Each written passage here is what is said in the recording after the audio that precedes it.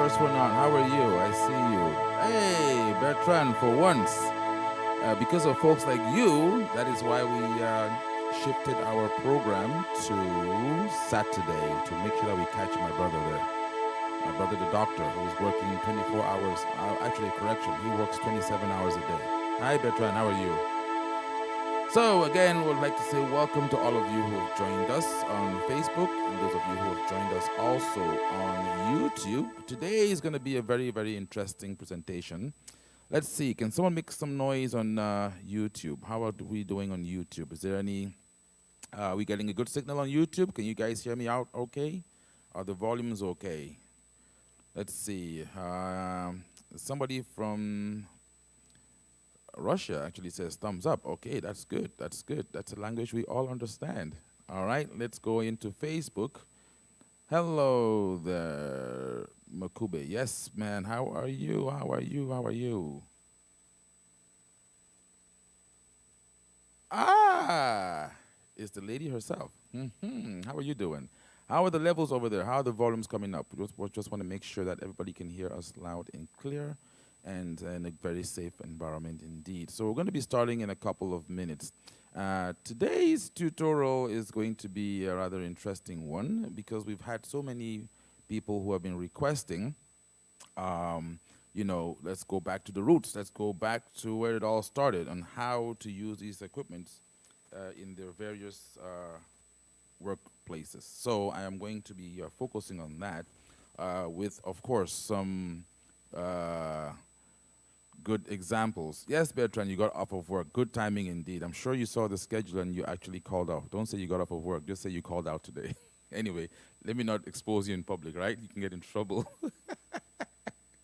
So, without much ado, ladies and gentlemen, this is AJ here again today. And we're going to be focusing our discussion on two products. We're going to be talking about the KETRON SD9, and whatever I say today with regards to the SD9, unless I say otherwise, applies to the module version, which is the SD90, also applies to the version with speakers, which is the SD60, and also applies in part to the SD7, which is another variant of this keyboard, and the SD40, which is a module version. And also, we're going to have our good old friend, the good old reliable Audya series, which is right here, the Audya 5 in this case. And whatever I discuss about that on the Audya 5 applies to the Audya, which is a 76-key version, and also the Audya 4, which is the module. And for those who play the chromatic keyboards, you have the Audya 8 in this series. And on the SD series, you have the SD80, okay? That's the button keyboard. So again, software very, very similar, functionality very, very similar, just a different way of playing that particular, those particular instruments. So let's see here. Without much ado, we're going to get started. So first of all, let's talk about the focus of today's tutorial, right? Arrangers, arranger keyboard, the strength and the weaknesses, and why the arranger keyboards. Now, it's no secret that when you talk about arrangers, these are more popular in Europe based on the type of music that is played over there, right? In the United States, however, the arranger is one of those either least talked about or people tend to shun away from it. We have a very small population of people who actually use arranger keyboards either in the studio or in live settings. And that's because of I think from my perspective, either a stigma from how they were or how they were evolved, you know, coming from the organ days. But not only that also, I think that when it comes to the United States of America, for the most part, there's a lot of creativity in music to the point where the arranger tends to have some limitations when it comes to that, well, back in those days. Today now, there's a very, very thin line between the arranger keyboard and the workstation keyboards as well. So as a matter of fact, these are called arranger workstations. So today I'm going to focus on how you can actually, in the United States, for the most part, use the arranger to achieve certain functions that are being used or being done with other tools. And I'm going to show you how easy it is. For an example, in the good old US of A, backing tracks is a big thing. People spend thousands of dollars to either pay somebody to create a backing track for them, or to actually go, you know, online and buy something that's already there. The problem with that is you get what you pay for, right? So it's been done by somebody else. You either take it or you leave it. Can you believe that on these machines you can actually create your own backing tracks?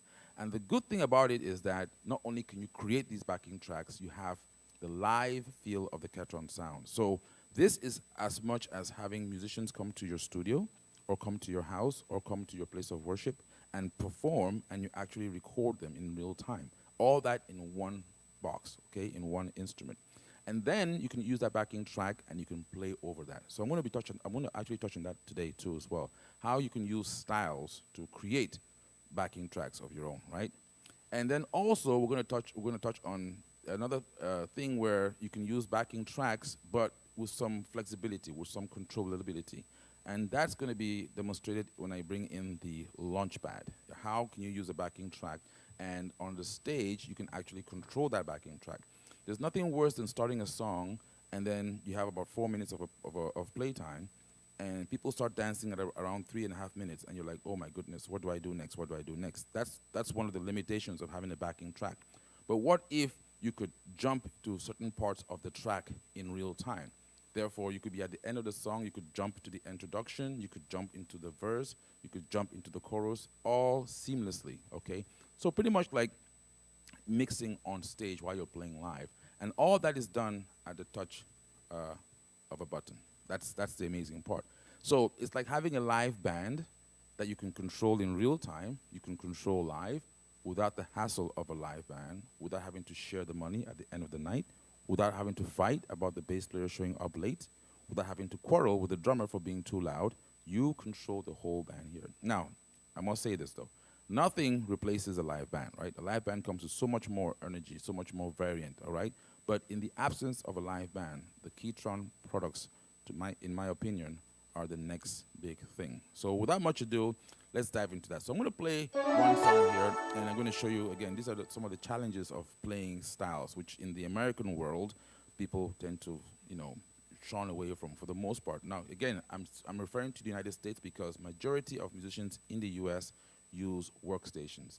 They do their homework, they record the songs, they determine what goes on what track, they do all that stuff, and then bring the tracks and use them on stage.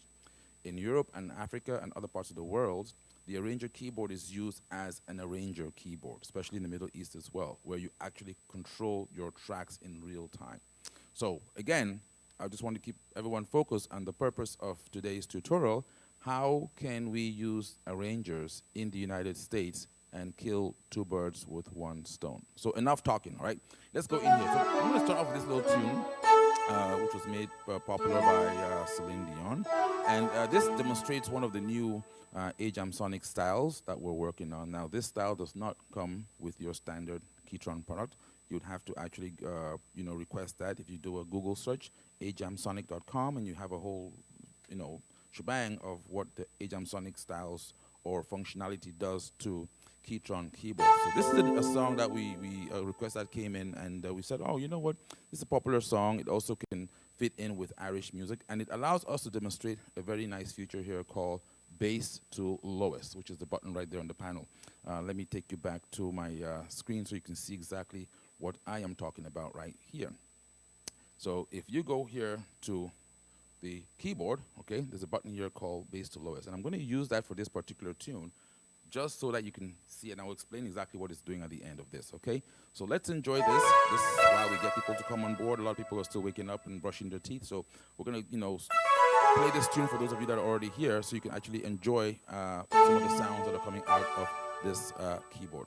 Without much ado, here we go. I'm going to start with introduction number 3, and then I'm going to go ahead and play this tune. Again, this was made famous by Celine Dion.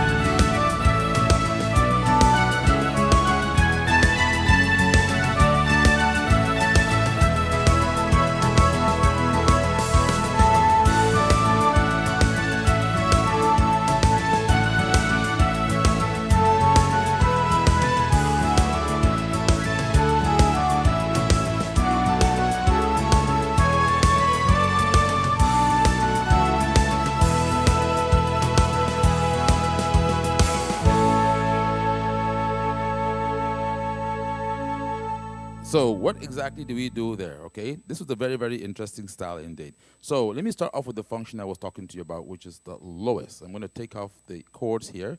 So I'm just going to leave the drum and the bass so you have an idea of what exactly I was doing. So in this tune, the bass to lowest is a function where if I disengage that, okay, if I just go with the regular bass track of this song, if I play a chord like such, okay, all right, if I change the chord, notice how the bass line is following me, okay, all right. So let me go to variation B. All right, now if I bring in the chords, so the chord section over there, the bass and the chords are all changing, right? Now, maybe for some part of the song, like in this instance, I want to change the chords, but I want the bass to remain on the root note. So if I play a chord like this, for example, if I change the chord, notice how the bass has changed. Well, if I don't want the bass to change, I can turn on the lowest note. And what happens is the bass plays the root, the lowest note of that particular chord. You notice that? The bass hasn't really changed, right? The bass is still playing that root note, but the chords have changed. So that's what's happening right there. When I go in the lowest is allowing me to have the lowest note of the bass played, not the whole entire note. So for this song, I did this. If I disengage the lowest and do the same thing, listen to that bass line.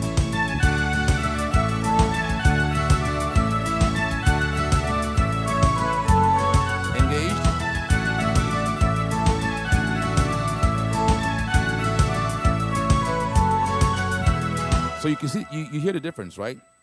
So pretty much, again, there are certain songs, and this is very popular, especially, you know, in Western music as well, where the rest of the band, the chords and the guitars and strings might change, right? But the bass is right there in the pocket. The bass doesn't really move from where he's at, okay? So that to lowest right there, the lowest actually allows you to lock that bass and not, you know, and change the chord, but the bass plays the lowest note in that particular chord, okay? So that's a very good function that I wanted to demonstrate here.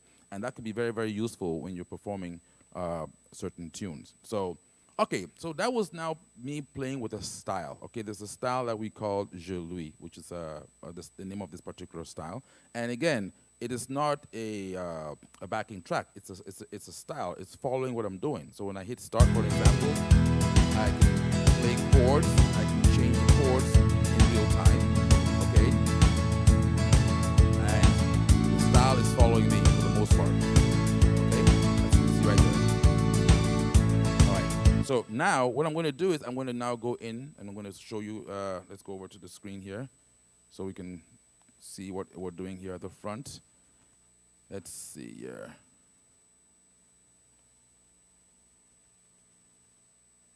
Let's see the switch. Okay, we think we lost the, let's see, where happened to the, oh, there we go. Okay.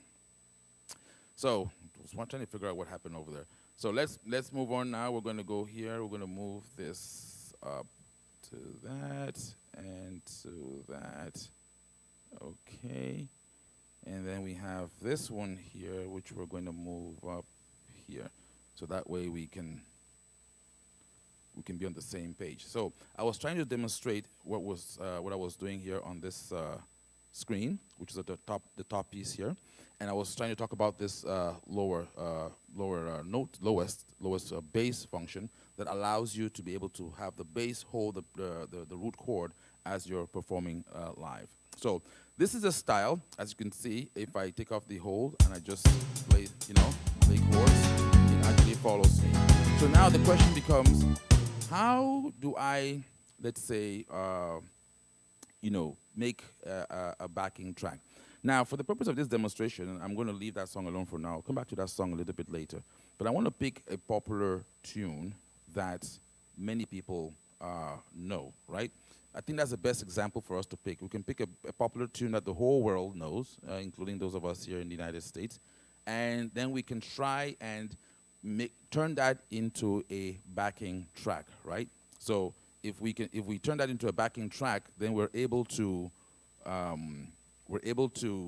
really show the example on how this can be done. That way everybody understands, oh my goodness, you know what, we started off with this, and then we ended up with something else. So let us go back again to the keyboard, and we're going to talk about this tune.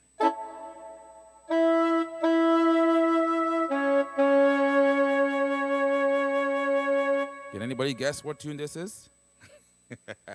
You know, some songs are very, very interesting. You can just play one or two or three notes, and people have an idea of what the song is, right? So let me see. Let me go back to my people on YouTube, because that's where they have most of the comments coming in and the discussions. Can anybody guess the song that I'm about to play? Oh, yes, Dave, you are on YouTube. It is a surprise of Saturday. A lot of people had requested Saturday because people had resumed work.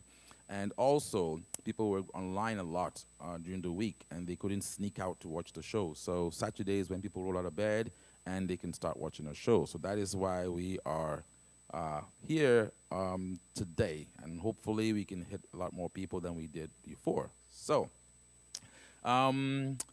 this tune that we're talking about today, we'll talk about trying to make backing tracks. Watching from Philadelphia, John Baakuru. What are you doing in Philadelphia? My goodness, that's very interesting. Yeah, he's in Philly. He's probably watching on his phone. He's always on his phone, right? So, all right, so again, the good thing about this is I have live my sliders right on my fingertips. I can actually engage whatever voices I want to engage in real time, right? And sometimes this might be a challenge if you're performing live. So this particular demonstration now, I want to show you how you can create your own backing tracks, all right? So,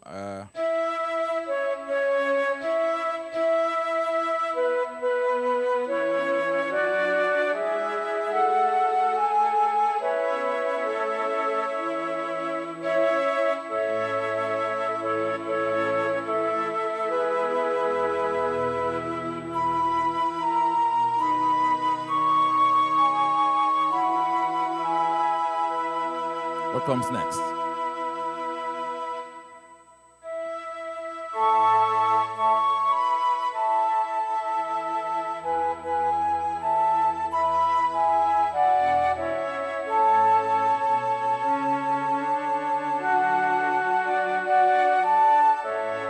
Okay, so you have an idea what I'm trying to do, right? So this is a popular song here in the United States.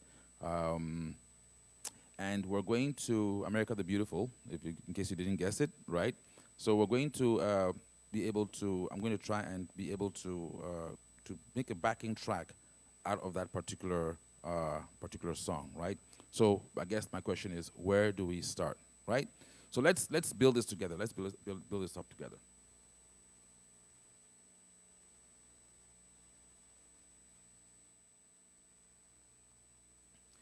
So now we're going to start off. I'm going to figure out how I'm going to do this, right?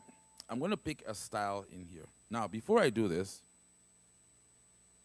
I have with me a USB stick, okay? Now, these machines, regular, comes with an internal storage drive. Depending on what version you get an 8 gigabyte, 16 gigabyte, or you can get the Ajamsonic package and have a 120, 240, or a 500 gigabyte storage, okay? If I press the media button right there, and I show you the screen real quick, it tells you what drive I have. I have one drive in there right now, and I have 3% of memory, of space left. So in order not to fill up my space, for the sake of this demonstration, what I am going to do is I am going to use a USB stick. And this is also good because I'm going to explain to you how you can record to an external device. If you're creating backing tracks, you can record into the machine itself, and then copy that onto a stick, right? Or in this case, because I want to be able to be flexible, I want to use my backing track in some other device, you know, but with the KETRON sound, I want to record onto the device. So I'm going to plug this device right there into the USB slot, and you know, give it like 5 seconds so it can recognize the USB stick that I put in there, and that's going to be displayed on my screen as you can see right now. Okay, so that's my USB drive. All right, now, whenever you want to record onto the instrument or record onto a device, you want to point the instrument to that device. What do I mean by that? You want to target that device here first. So now, whatever I do on the keyboard in terms of information will be done on that USB stick. Again, I have to explain this carefully. because I went into media, and you see the red circle, so this drive is what's active right now. This is the drive that the machine is looking at, okay, or pointing to, okay? So what I'm doing is I'm having my machine do whatever it wants to do, play songs or record songs. It's going to engage this particular drive, which is my USB stick. So from now on, whatever I do will be happening or be taking place on this stick until I come back in here and change it into the internal drive, which is the one with the chip, okay? So we're now in that drive. I can get out of media, and I can get back into my normal screen. I can press my home button over here, which also doubles up as a style button, and get back to my normal display, and that's what my screen should look like. So I want to record this this particular backing track, all right? And I want to play a backing track for that particular song, America the Beautiful. So I'm going to go in here, as I did already, and I'm picking a style called 8-beat. So if I play that style and bring my drums in, okay, that sounds right about good. This is not bad, okay? So now, if I was playing this live, I would be actually playing on the keyboard like this.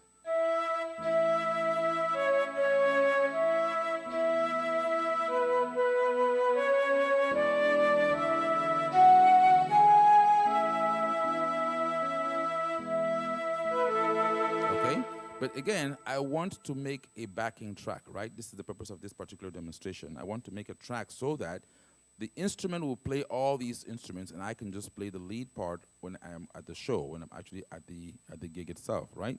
So what do? I go into the machine, step number one, and I pick a rhythm. In this case, I've picked a rhythm called 8-beat ballad. If I look at the screen right there, on the top left-hand corner, it tells me 8-beat ballad number 1.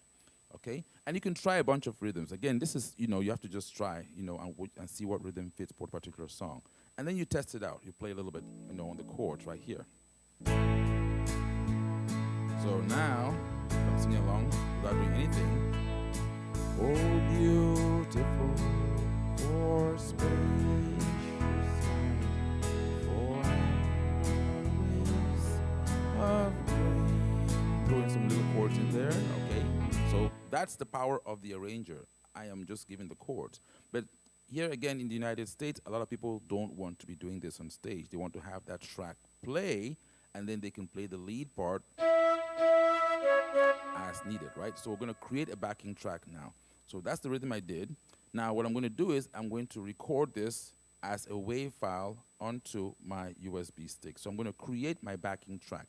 That's going to be made up of all the live instrumentation on the KETRON, whatever sounds, whatever samples, and also record whatever activity. If I do a drum fill, if I do a break, if I do an introduction, if I take out the bass, take out the chords, everything that I do on the keyboard will be recorded onto that USB stick and create my backing track. So enough of the talking, let's go ahead. I'm going to, right now I'm not going to record with a microphone. I can also plug in a microphone in there and record my singing as well.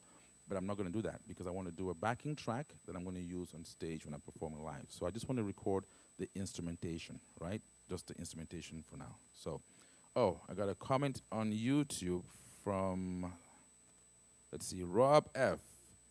Rob, is the sound better now? You had a question about the distortion. Hopefully that has been fixed, right? Let's see. I'm trying to keep track of all the comments coming in so I do not miss anything in real time. Let's see here. Hi, hey, Subja, my boy all the way from India. Welcome. It's a very smart kid over there. Yes, sir.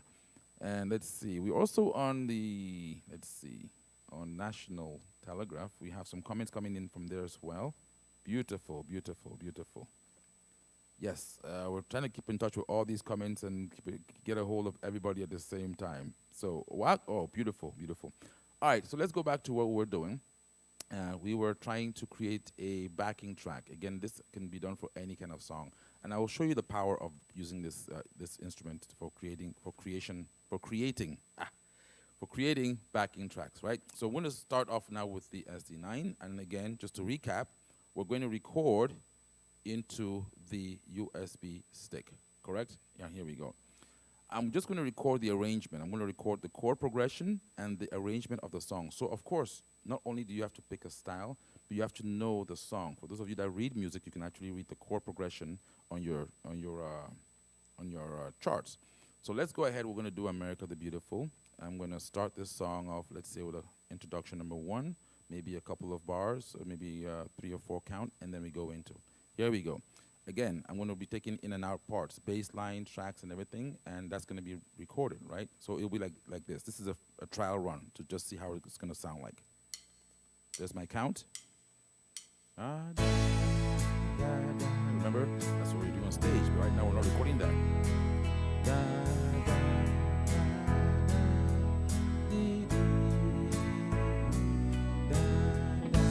Version B.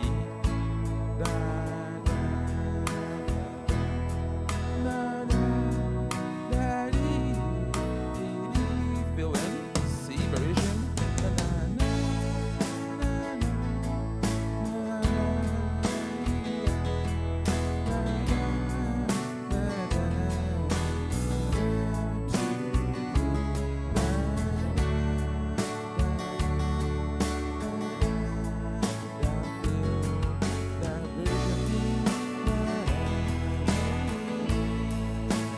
So this, what I just showed you right now, is what I would like to hear when I am playing on the stage, right? That's the backing track I want to create.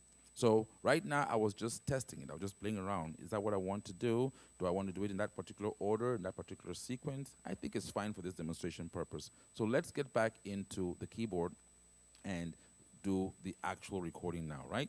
So remember, I want the machine to start in variation A. I want to start with intro number 1, which gives me that 4 count, okay? So I'm going to show you the screen. And before I do that, let me go back on the top again, because I want to show you what I'm doing here. There's a button here called record, right? So I want to record into my USB stick. I'm going to hit record. When I do that, I have 2 options here. I can record as a MIDI file, or I can record as an audio file. And for the sake of this demonstration, I want to record this as an audio. Right now, MIDI is selected, which is in yellow. I want to record as an audio, so I'm going to touch audio right there. Now, audio becomes yellow, and you can see right there, you see the meters? That tells you the levels. You don't want to be in the red. So this is where you do your testing, okay? So if I want to test this right now, I'm going to play along, and I'm going to watch that screen, okay, to make sure that the levels are not in the red. If it goes in red, it's going to distort, right? So I don't want it to distort. Let's show you the screen again.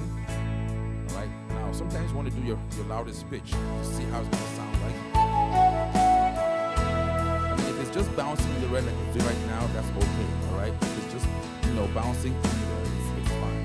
Now, sometimes if you want to adjust it, you can go right here, and you can see the level right here, the volume. I'm just going back and forth here. If you touch that, okay, it turns red, which means that this wheel can now be used to adjust that. So I can either turn like this, just like a little touch.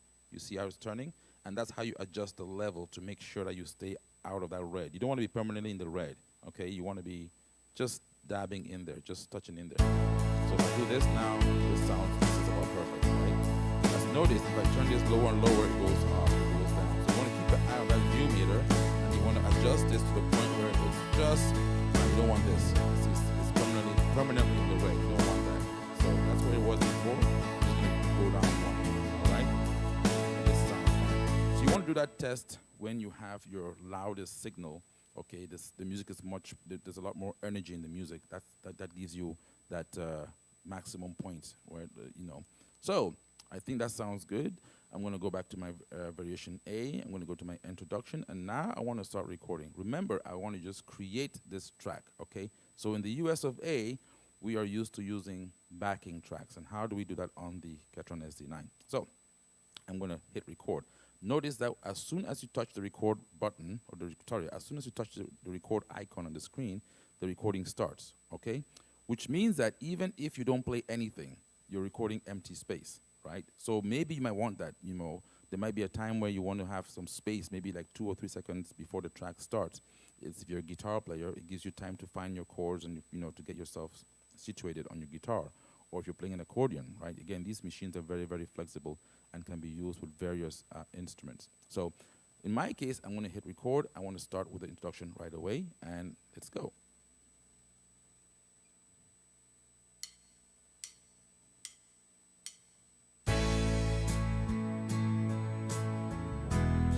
recording.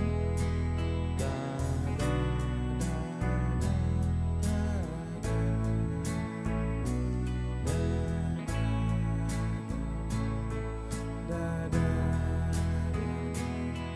da, da, da, fill in variation.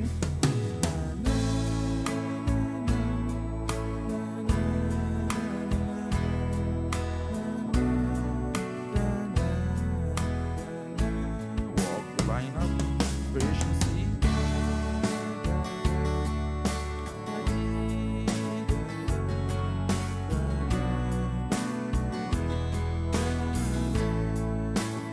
We're ending right there, ending number 2.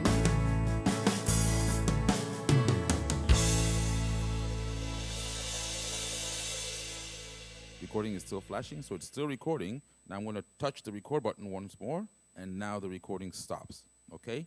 So if I look at the screen right now, it's going to give me some sort of a representation of my recording and of what I just recorded. Now I want to play that track. We just did a backing track, ladies and gentlemen. Believe it or not, we just did our backing track. As easy as that. If I touch play, I want to test it out and see how it does, hear how it sounds, just if I want to keep it or I want to record another one. I'm going to hit touch play right there. And without much, my machine should start playing by itself. So it's playing now. You can see the player button is on, so it's playing the player. And this is the volume that controls that, okay? As you can see my hands, I'm not playing anything. As a matter of fact, let me go to the actual front here so you can see me, right?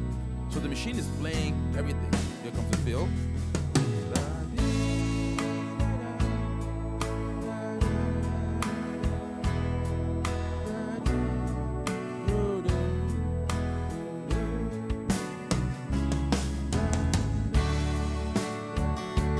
Everything I recorded, the progression, the chord progression, the instrumentation, did I bring in parts, did I do drum fills, did I do breaks, whatever I did, here's the ending.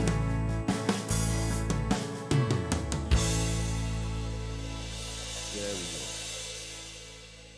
So that is our track. So I like the way it sounds right now for the purpose of this demonstration. I'm going to now touch save on the keyboard. I'm going to go here. And I'm going to touch the save button right there. And when I do that, watch what happens on the screen. It tells you saving audio recording. You want to save it? I'm going to touch yes on the screen. And it's going to now pop up with this keyboard, and it's going to let me name it. So I'm going to actually touch the letters. I'm going to cancel what's on the screen right now, okay, by doing what I just did right there. So I'm touching it, touching on the screen. I'm going back and forth so you can see what I'm doing. I'm going to call this America. A-M E-R-I-C, America the Great. The Great. Let's just do that. America the Great, okay? And then I'm going to touch enter on the screen. So it says, wait, please. And what it's doing is it's actually writing to the device. It's writing to that USB stick. Now when I come back and show you the screen, watch what it did. The song is in there, America the Great, which is a WAV file, all right? So in the past, maybe 7.5, 8 minutes, we just created our backing track, America the Great. So how do I play this now? Okay, I have my player here. So on this machine, I can play this by just simply plugging my USB stick in there, and I touch America the Great, and it's ready to go. So this is an audio file. You can see it's counting down here on the bottom right of the screen. So I just made a backing track called America the Great. Again, remember, everything that I did on the keyboard in terms of the activity I did, pressing, the fills, the breaks, the variations, are all recorded on there. Now, if you were to go to the studio, how much time do you think it will take you to do that? Just think about that for a second. And that, my friends, is one of the strengths of an arranger keyboard.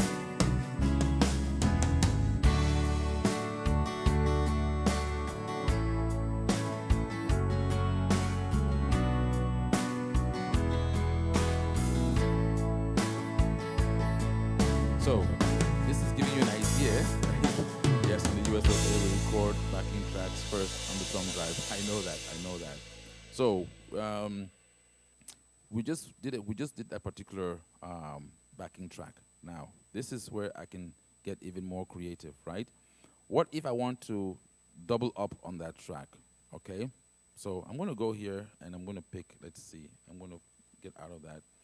What I want to do is I want to add add more to that particular track. So this is one of the strengths of this keyboard. You can play and record at the same time. And how do we do this? So I'm going to set the keyboard up now. I want to record some strings maybe, okay? I'm going to get out of the player, get out of there. I'm back to my normal play mode. I'm going to pick, let's see, I want to pick pad.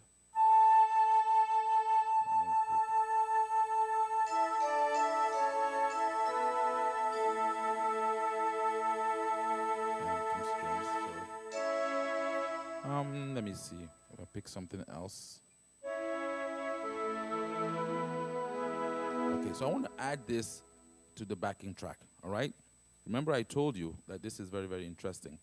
I can play and I can record at the same time. So I want to record another backing track, which is going to be made up of the first one plus whatever I'm playing right now, right? So I'm going to go back into my record right here. I'm going to hit the record button.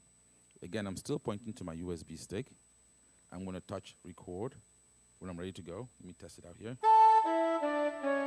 Okay, so I want to record, but I want to, as soon as I hit record, I'm going to go back to the player and hit play because I want it to play that particular backing track, America the Great, okay?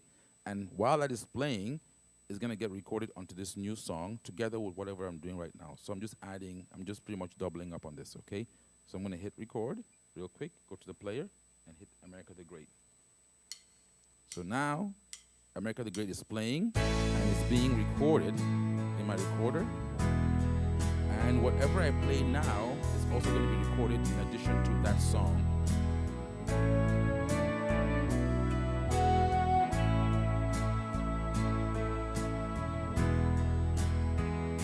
This is all new information. I can change my sounds as I'm going real time. Accordion.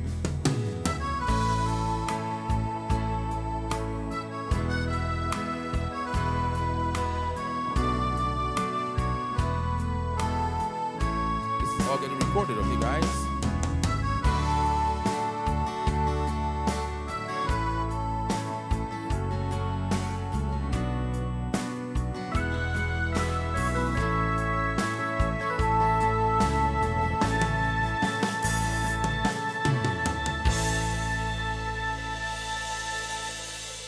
I'm gonna go back to my recorder, and I'm gonna hit stop, or hit record again. Now, I'm going to test this out, okay? So this should be a combination of the first backing track that I recorded plus whatever I just did right now. Let's try that. I'm going to touch play and watch what happens.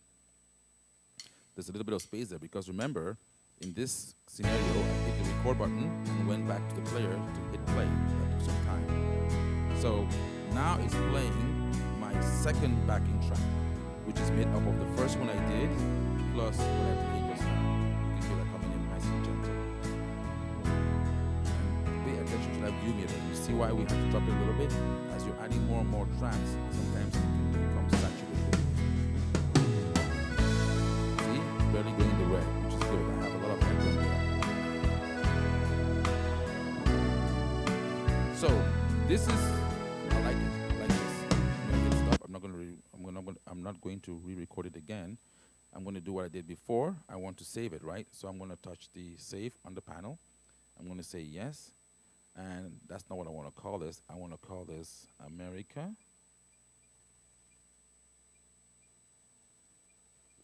the Great number 2.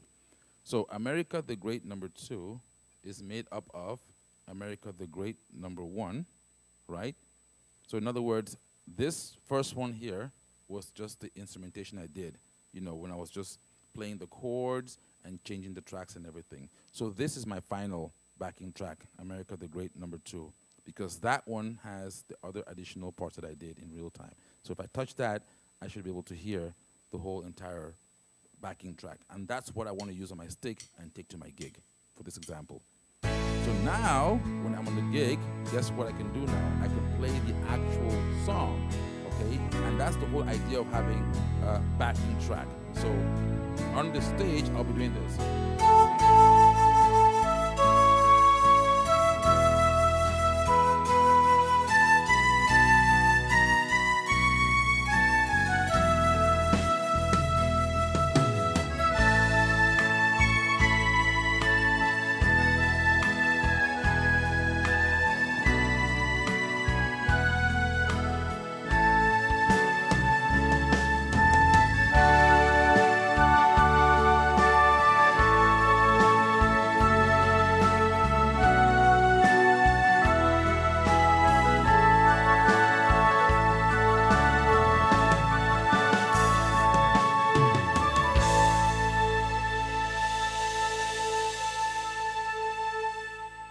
So, you see, that's the whole idea of why in the United States we want to have backing tracks, because now my hands are free to do whatever I want on the keyboard, and I am not locked into playing chords and trying to change the machine and trying to figure out what is going left, right, center. No, all I'm doing right now is I'm playing. So guess what?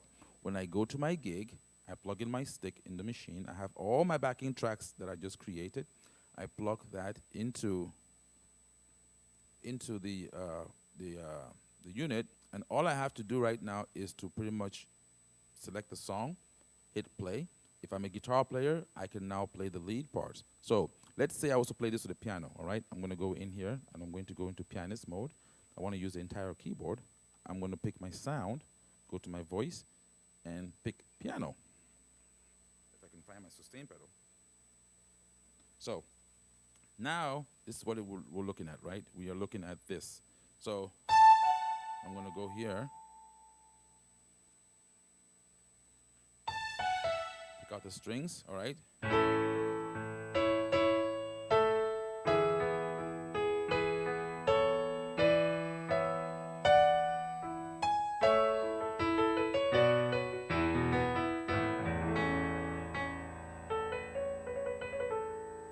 So, if you now notice, right, this is just a regular piano, okay? Regular piano sound I picked. But because I have that backing track, I could have that on an iPad.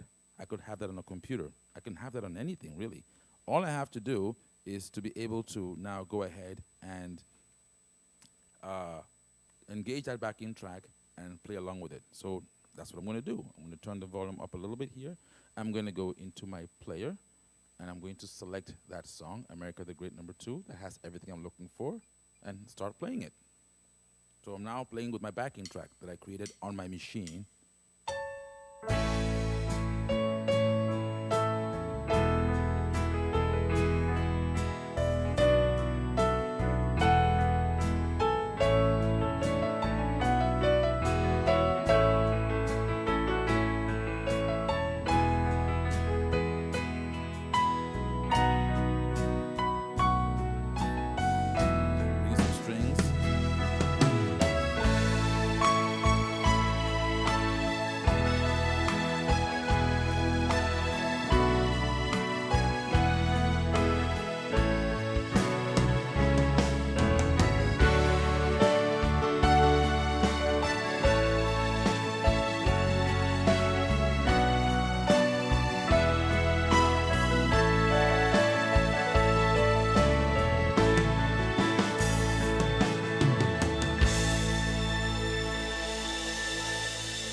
So that is so much easier.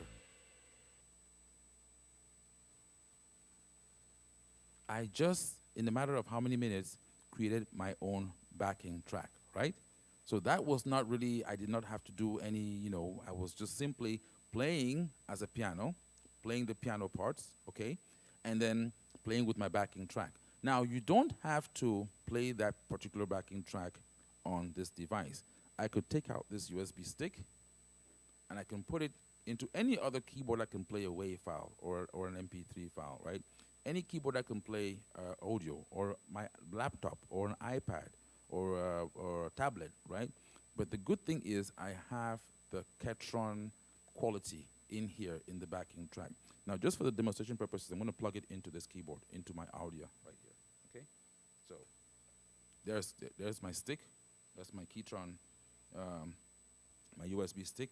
And I'm going to play that just so you can see what I'm talking about. I didn't do anything here. You don't need this anymore to play it back. I can play it back on any device. I'm going to go here into the Audya, and I'm going to go into my USB stick, and I'm going to see America the Great there, and I'm going to hit start. And it better sound the same way it sounded over there, right? Once it starts playing. Let's take a listen.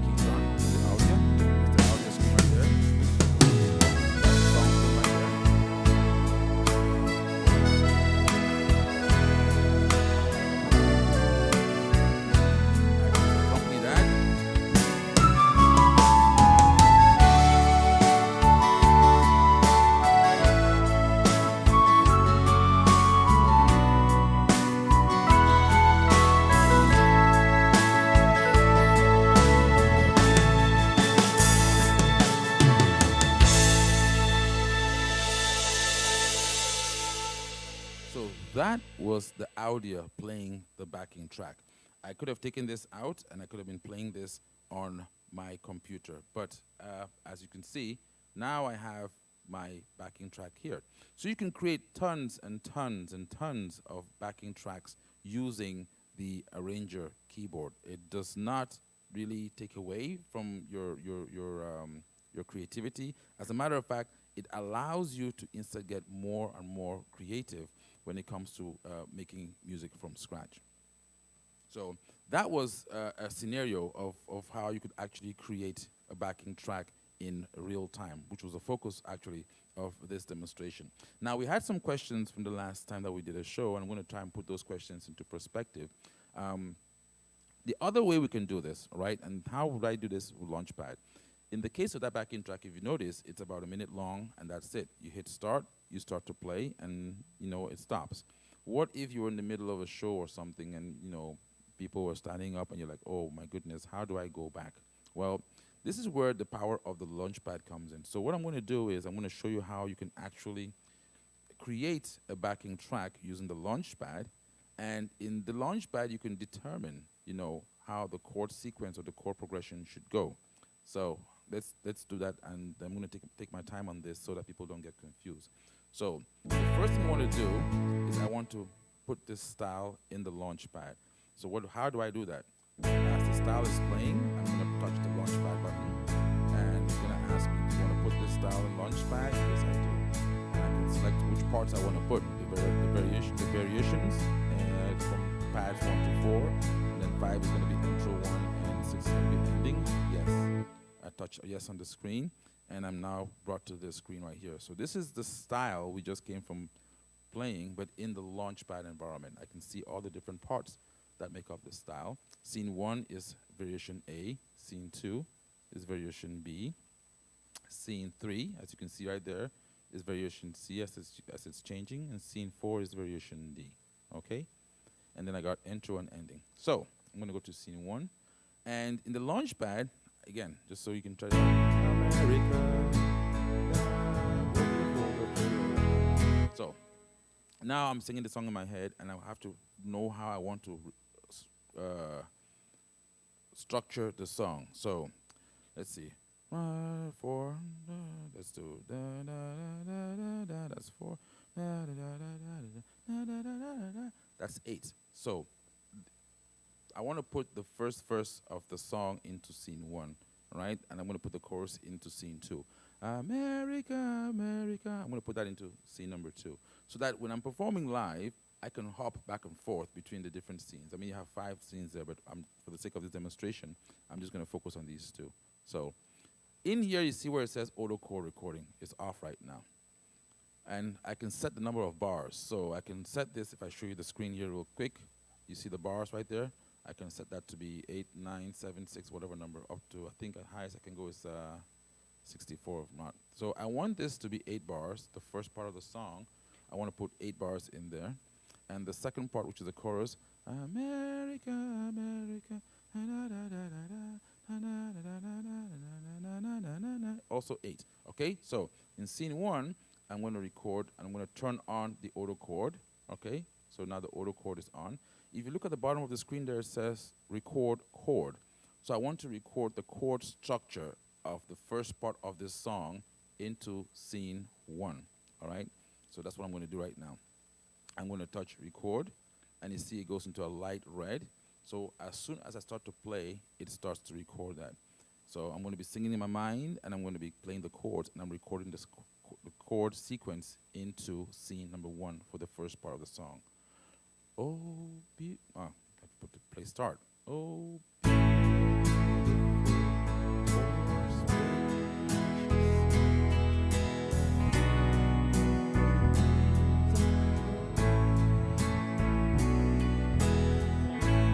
the bar on the 5th bar, on the 6th bar.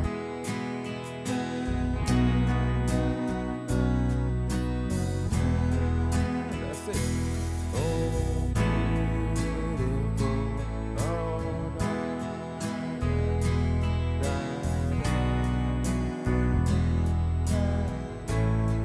so what I just do? I recorded that first part, and it's looping. Okay, because you can set it to loop after 8 bars.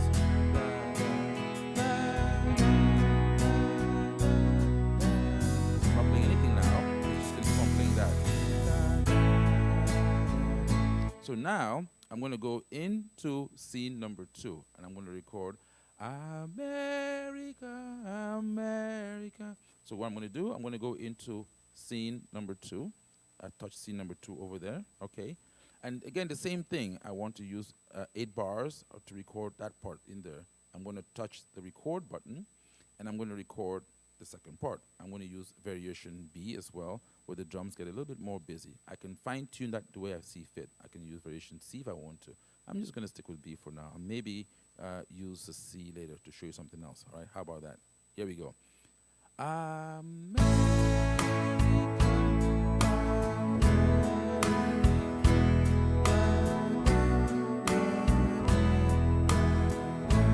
Walk the bass there.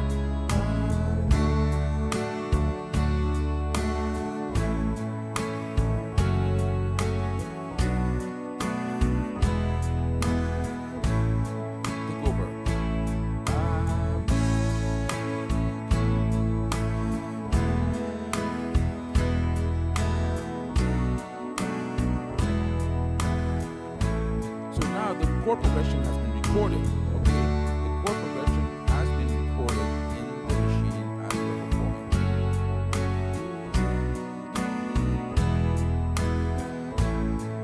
So guess what? I can now do another interesting thing. If I don't want to record anymore, let's say I want to build up the style. I got scene 2 over there, right? I want to copy this progression into scene 3 without having to record it. Anyway, let me get to that later. Let me get to that part later. Let's see what we've done here so far. So I'm going to save this launchpad project. Okay, that's what it's called. I'm going to hit save. I'm going to save it as, and I'm going to give it a name and show the screen here. Now this is a launchpad, okay? So I'm using the launchpad to create, I'm using the launchpad feature to show you how you can create backing tracks with the launchpad feature. And you could see there that we could record the structure of the song. The difference between this and a backing track is when you record a backing track, it's fixed, right? Here it's more flexible, and I'll show you how. So I'm going to call this America. America. I'm just going to call this great, not the great. So you know the difference. Okay, America great again.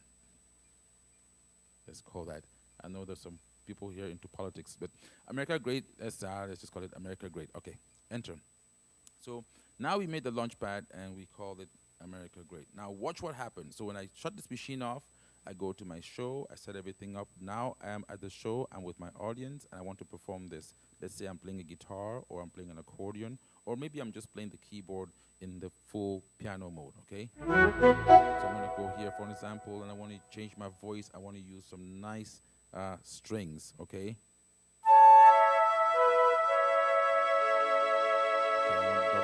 So now I'm using my strings and I'm at the show. I'm going to start with scene one. So this is where you are now, working with the machine and you're actually engaging the machine in real time. Okay, this is the strength of being able to use the this is the strength of being able to use the the launchpad feature. Okay, so let me just do one real quick setting here so that we can actually get, let's see, I'm going to change this to a 2, okay, and apply this. Okay, good. We're back on air now. All right, so now what's going to happen? We're going to actually be able to perform live with this. And what's the difference in this performance? The difference is I can once more control the backing track.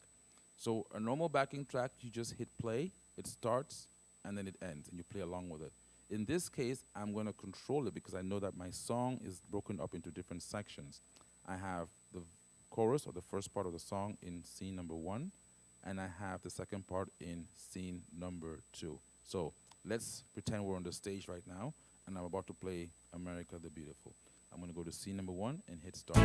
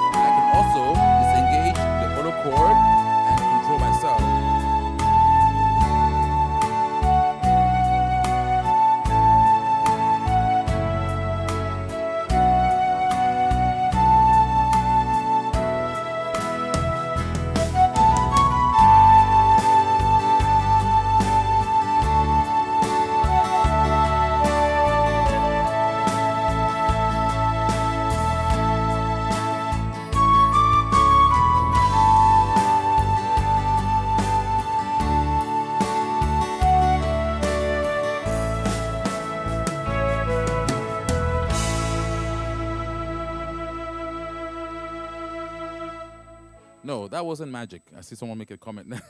So again, I'm trying to explain and demonstrate at the same time. So what do we just do there? This is another scenario of a backing track being used, but you actually control the backing track. So let's say you're playing the song and your audience is about to get on the dance floor, the song is almost over. You can just go right back into any part of the song. In this example, you actually saw me, hopping back and forth from the first one to the first part of the song to the second part to the first.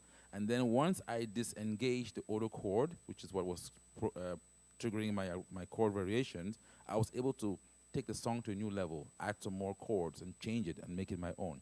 So that is another example of how you can actually create your own backing tracks using the recorder, being able to record on the machine, and also being able to use the launchpad.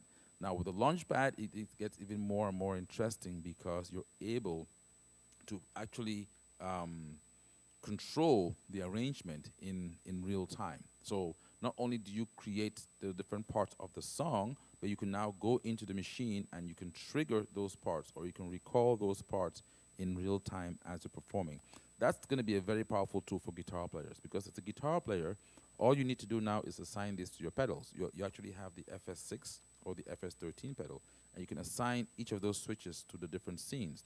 So when you press pedal number 1, it will give you scene 1. If you press pedal number 2, it'll give you scene 2. You press number 3. That way, you just touch play on the machine, and you start playing right away. If you're playing the guitar, or if you're playing an accordion, or any other MIDI device that requires you to use both hands. Okay.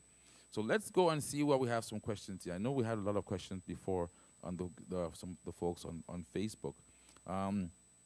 Perfect. The mic was a little bit low. Ed Shoemaker, the microphone was, oh, maybe because I was talking, maybe I was talking too far from the mic. How does this sound right about now? Let's see. Okay, yeah, let's see here. Good old tunes. Okay, and we're gonna go down the list and see what we have here.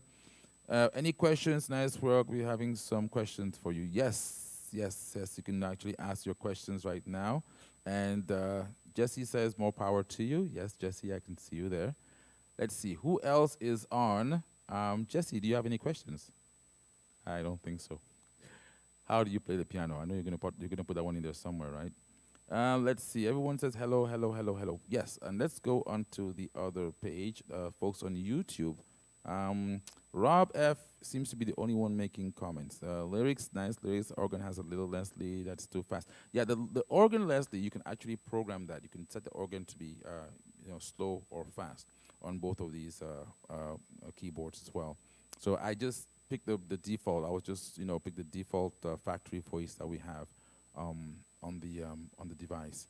The lyrics, I did not write that. That's actually America the Beautiful, and a very popular tune here in the United States. Let's see. Okay, the fast speed was a little bit too fast. I understand. That's what came with the factory. Now, some of the other sounds we have in the AJAMSONIC package are we've actually tuned that a little bit better, right? So they actually mimic what a real organ should sound like. Okay, let's see. Any other questions here? Let's go to the National Telegraph side. And good sound, good sound. That sounds great. Good future. Let's see, a couple of hand claps. What's the title, please? The title of that song was America the Beautiful. Okay, that's the one we just did the demonstration for. So that's one example. Now I'm going to do another one. Okay, there's another popular song here in the U.S., True Colors, right? And we're going to go ahead and record the backing track for that one as well, too. Okay, and if anybody wants that, I can actually send that to you as well, because these you're not going to hear this anywhere else, right? You're pretty much having a live machine or a live unit that allows you to create these backing tracks in real time. So let's do this. I'm going to pop the stick in, okay, and give it a couple of minutes. And in the meantime, I'm going to dive in here and figure out what style I want to use for this particular song, True Colors. So let's go in and see. This is where you do your homework. So you pretty much, I'm going to turn off the launchpad for now. I'm going to go back into my normal play mode or environment. And let's see what style I'm going to use. I'm going to, let's see, get out of here. Let's see, True Colors. I'm not going to use that. I'm going to go back into my ballad category. And I'm going to pick, let's see this one.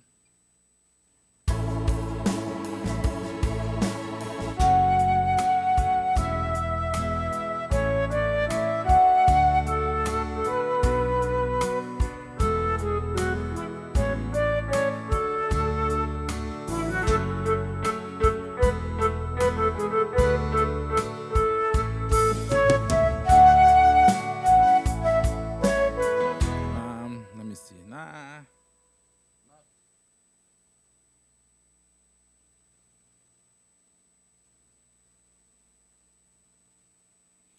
Trying to pick a style that makes more sense. Let's see if I have True Colors. True Colors. And see what style I use there. So I'm going to say Okay, it was ballad style. Okay, so let me get that out of the way. All right.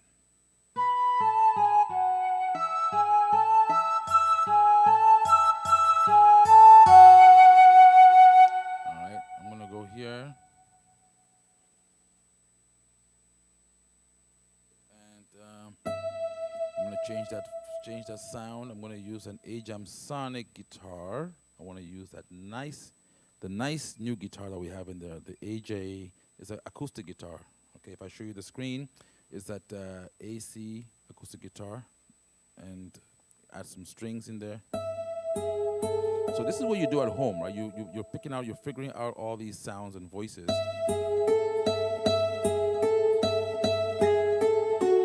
You hear the fret noises and everything else in the background there.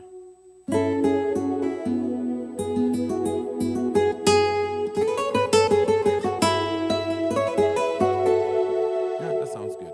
And let me see, for the rhythm section, okay. So I'm going to start this. I'm going to take out the bass. I don't want to use a bass track for the beginning. I'm going to bring that bass volume. Oops, didn't show you what I was doing there for a second. Sorry.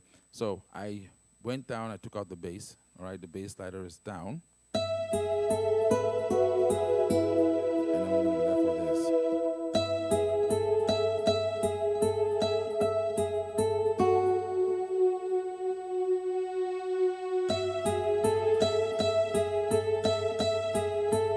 So you pick the style, you pick the voice, and then in this case, are we making a backing track or are we just playing along with this? I'm just going to play along with this one, okay? Just to give you an idea of how you use the arranger. So this is also, trying to introduce the idea of the arranger in the US market. Not introduce it, but to show you how you can actually use this to perform tunes that are from the United States and elsewhere.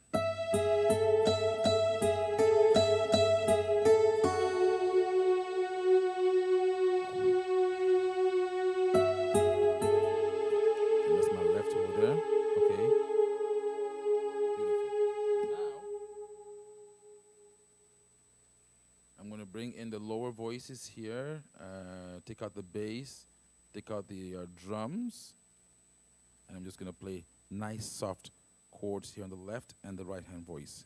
Let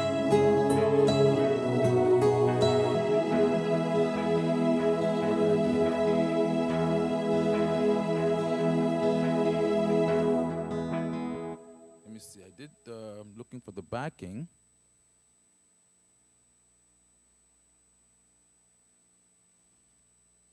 And I think I chose, again, this is what you do at home, right? You test everything out.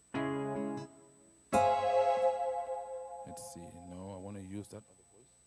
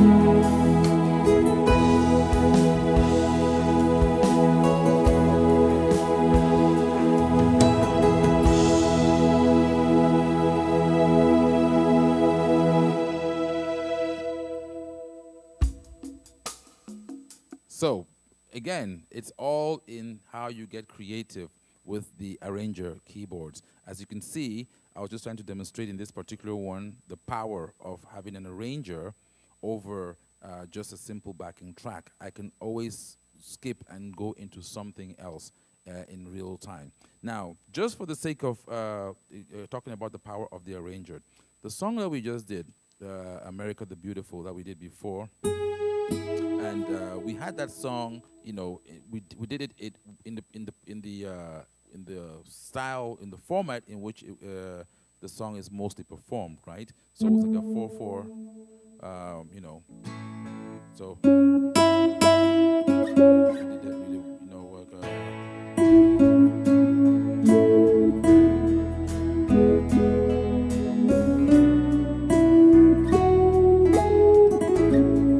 Now, what if I was, let's say, performing before a Latin audience, right? And this is, again, the power of the arranger. So this is a popular song that we all know for the most part. The good thing about the arranger is I can select a different kind of beat, okay, and perform the same song. And again, I can record this onto a backing track, okay? So if I did this.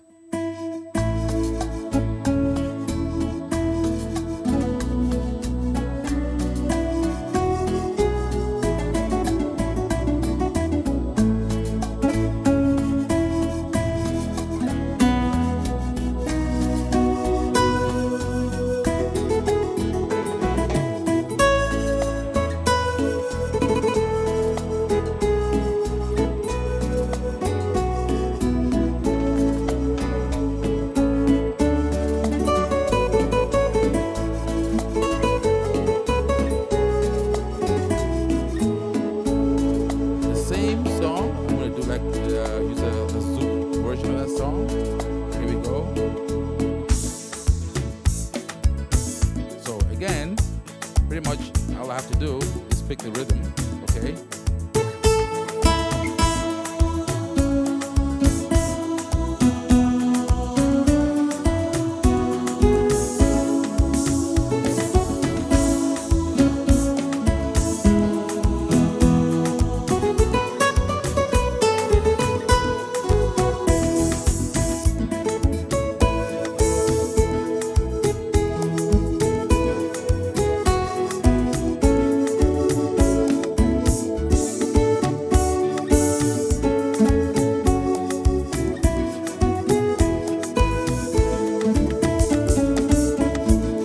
So it's the choice is yours. Like you're pretty much very, very flexible to go any route with any kind of music. It all depends on what's up here, right? The creativity. How do you want to arrange the song? What are you, what are you working with in terms of the actual arrangement? You can arrange, hence the word arranger, any particular tune for the most part. So let's see here. Any questions so far? For many of the people. Looking at the folks on YouTube, and they seem to be having a nice time. Let's see here. Facebook, folks, Facebook's nice work. We'll be having some questions. Okay, Lazar, I think you're the last one that asked. Aggie Elangwe says hi as well. Hi there. I'm going to do one or two other songs that you're accustomed to, Aggie, before we actually closed for today, right? So going back again, that's the voice on the keyboard. That's a good sound. That's great sounding. Let's go over to the guys on, yes, here we go. Oh, yeah, of course, people on YouTube are going back and forth. Let's see, the speed was a bit too high.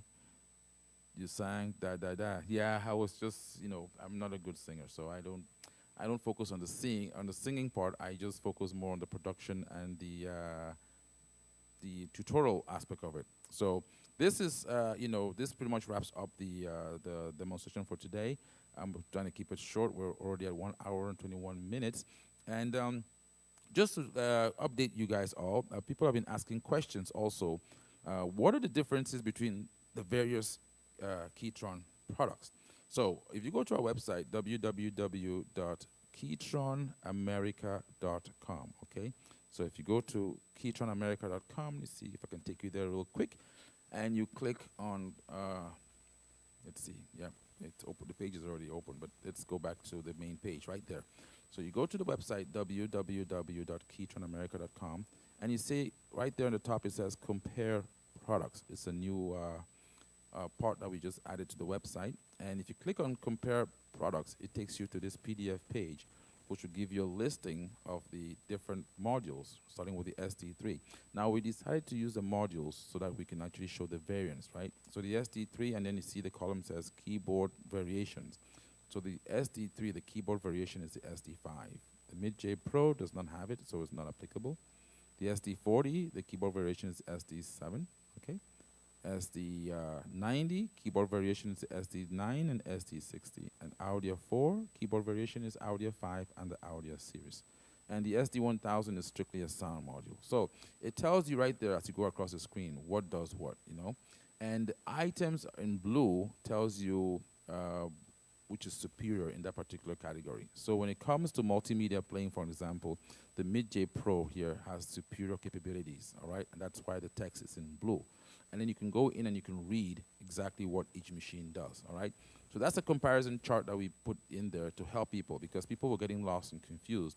Some of the machines are very, very close, very, very similar, but most of them are really not. They have different functions and features that pertain to different people. So the Mid-J Pro, for example, has the layout designed predominantly for the people that are using backing tracks, okay? And then the style engine is embedded in the screen, right? So you have to go in, you know, menus to get out the styles and to arrange and all that stuff.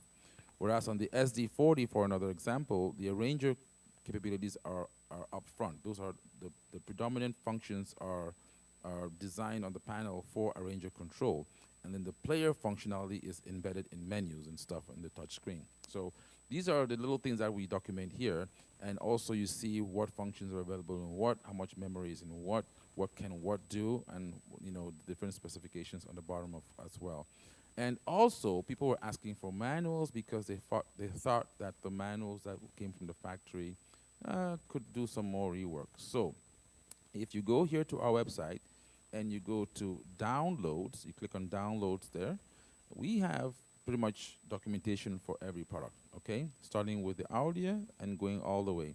And you see the nice arrow here, new content for guitar players, because we were able to update these manuals as SD9 and the SD40 to include information which pertains to predominantly the guitar player, right? So this is very, very interesting. And if you go in there, if I click on, let's just say the SD9 user manual, it's written in English. But not only that, it's actually written for musicians by a musician himself. And so the language in there is a lot easier to understand. Like, you know, it explains to you, why do you push this button? Under what circumstances can you use a function? When is it best to use this function?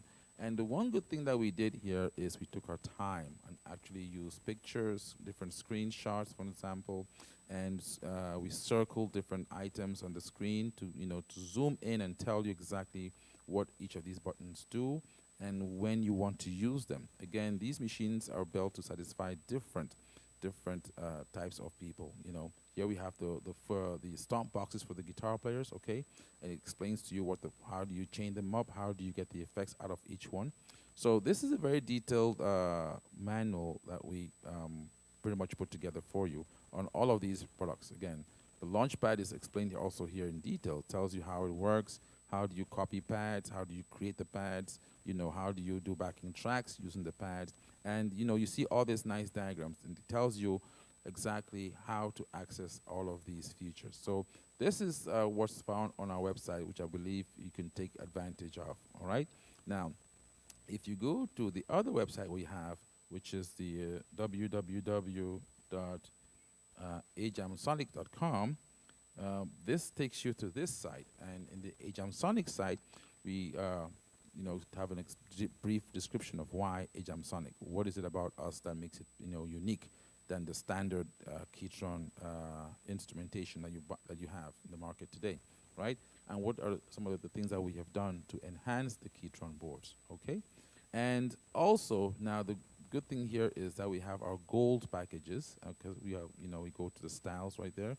And these are many styles, especially for the American Caribbean, and African market. Okay, so the Super Gold styles here are really, really nice indeed. We've had a lot of compliments from these styles, especially the country, to the point where the country has its own page. All right, if you actually scroll down here and check out these new styles, you can actually click on there, and you can check out the styles, and you can also demonstrate these styles. Okay, so more people are really into country music these days, and that's why we have a whole page dedicated to just the country, especially the walking bass lines and all that stuff. So if you go here, you have some demonstrations, style demonstrations. You can actually go in and you can click on the your YouTube icon, and it will take you to your YouTube site, and you can actually listen to a demonstration of that particular.